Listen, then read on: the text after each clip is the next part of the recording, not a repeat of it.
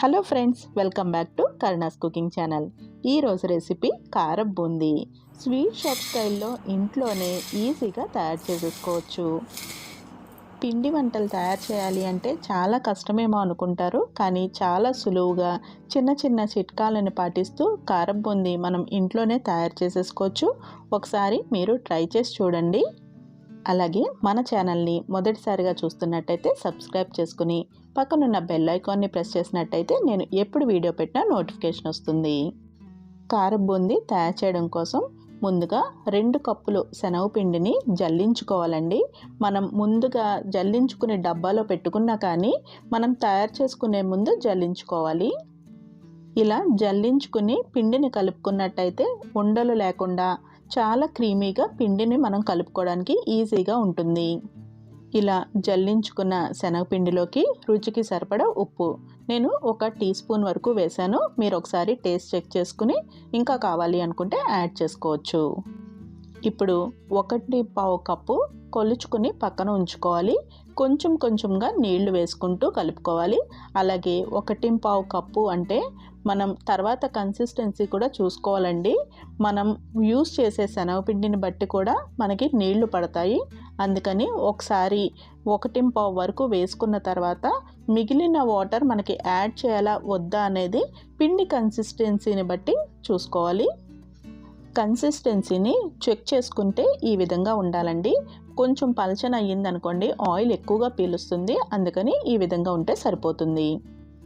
పిండి కలుపుకోవడం అయిపోయిన తర్వాత బూందీ గరిటెని రెడీగా ఉంచుకోవాలండి. ఈ బూందీ గరిటె ఎప్పటికప్పుడు అంటే ఫస్ట్ బ్యాచ్ మనం బూందీని ఆయిల్లో వేసేసిన తర్వాత ప్రతిసారి కూడా క్లీన్ చేసుకుంటూ ఉండాలి. అందుకని వాటర్ కూడా పక్కన ఉంచుకోవాలి. ఒకవేళ బూందీ గరిట లేదు అంటే ఈ విధంగా చక్రాల గిద్దను కూడా యూస్ చేసుకోవచ్చండి. దీంతో కూడా చేసి చూపించాను, ఒకసారి ఎలా వస్తుంది అనేది ఐడియా వస్తుంది కదా. ఇప్పుడు నూనె కాగిందో లేదో చెక్ చేసుకుందాము. మనం పిండి వేసిన వెంటనే బూందీ పైకి వచ్చేస్తేనే మనకి ఆయిల్ కరెక్ట్గా కాగినట్టండి.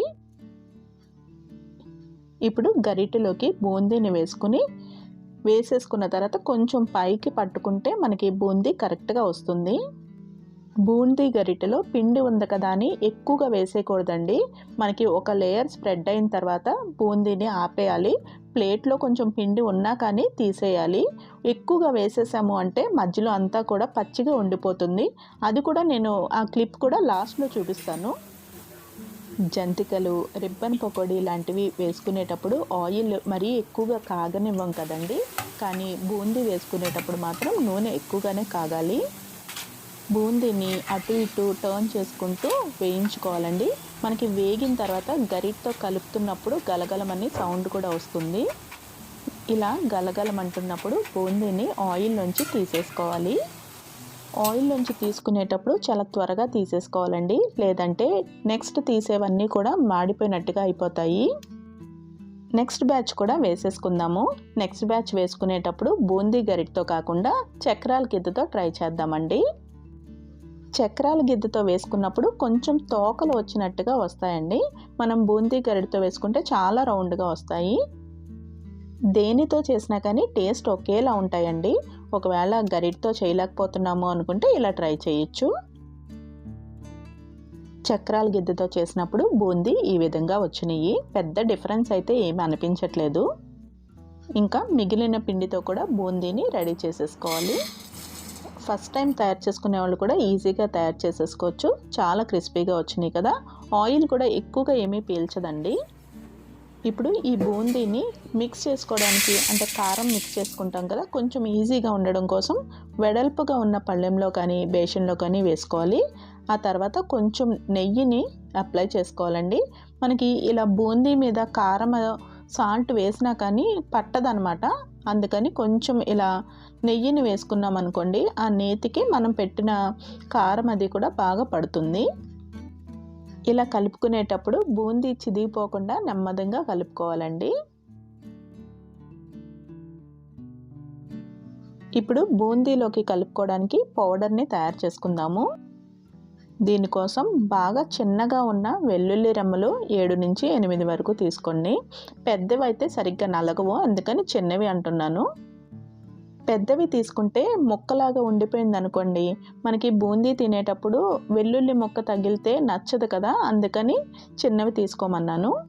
ఇంకా 1/2 టీ స్పూన్ ధనియాలు, 1/2 టీ స్పూన్ జీలకర్ర, 1 టీ స్పూన్ వరకు కారం, ఇంకా 1/2 టీ స్పూన్ వరకు ఉప్పు వేసుకుని గ్రైండ్ చేసుకోవాలి. మనం బూందీ పిండిలో కూడా ఉప్పు వేసాం కాబట్టి దీంట్లో తగ్గించి వేస్తున్నాము. ఇప్పుడు ఈ పౌడర్ని బూందీలోకి బాగా మిక్స్ చేసుకుని కలుపుకోవాలండి. అలాగే మిక్స్ చేసేటప్పుడు బూందీ బ్రేక్ అవ్వకుండా నెమ్మదిగా కలుపుకోవాలి. మసాలా అయితే చాలా తక్కువగా ఉంటుందండి. ఒకవేళ కొంచెం ఎక్కువ కావాలి అనుకుంటే ఇంకొంచెం యాడ్ చేసుకోవచ్చు. ఇప్పుడు ఆయిల్లో కరివేపాకును కూడా బాగా ఫ్రై చేసుకోవాలి. కరివేపాకు అస్సలు పచ్చిదనం ఉండకూడదండి. ఒకవేళ కొంచెం ఏమన్నా పచ్చిదనం ఉంది అంటే మనకి బూందీ మెత్తపడిపోయినట్టుగా అయిపోతుంది. అందుకని బాగా ఫ్రై చేసుకోవాలి. కరివేపాకుని ఈ విధంగా కాడలతో ఫ్రై చేసుకుంటే మనం ఆయిల్లోంచి తీసుకోవడానికి ఈజీగా ఉంటుంది. ఇప్పుడు ఫ్రై అయిన కరివేపాకుని కాడలు తీసేసుకుని ఆకులు మాత్రమే బూందీలో వేసుకోవాలి. ఇప్పుడు కరివేపాకుని బూందీలోకి బాగా మిక్స్ చేసుకుంటే మనకి కార బూందీ రెడీ అయిపోయినట్టే. 2 కప్పులు శనగపిండి తీసుకున్నాం కదండి, దానికి మనకి బూందీ ఎంత అయ్యిందంటే 1 లీటర్ సీసాలు అంటారు కదా, హార్లిక్స్ సీసా అంటారు కదా, 1 లీటర్ సీసా అని, ఆ సీసా నిండా అయితే వచ్చిందండి. మనం ఎప్పుడన్నా తయారు చేసుకోవాలి అనుకున్నప్పుడు 2 కప్పులకి 1 లీటర్ సీసా వస్తుంది. కార బూందీ రెసిపీ చూశారు కదండి. ఈ వీడియో మీకు నచ్చినట్టయితే సబ్స్క్రైబ్ చేసుకుని పక్కనున్న బెల్ ఐకాన్ని ప్రెస్ చేసినట్టయితే నేను ఎప్పుడు వీడియో పెట్టినా నోటిఫికేషన్ వస్తుంది. అలాగే లైక్ చేసి కామెంట్ చేయడం మర్చిపోకండి. Thank you for watching Karuna's Cooking channel.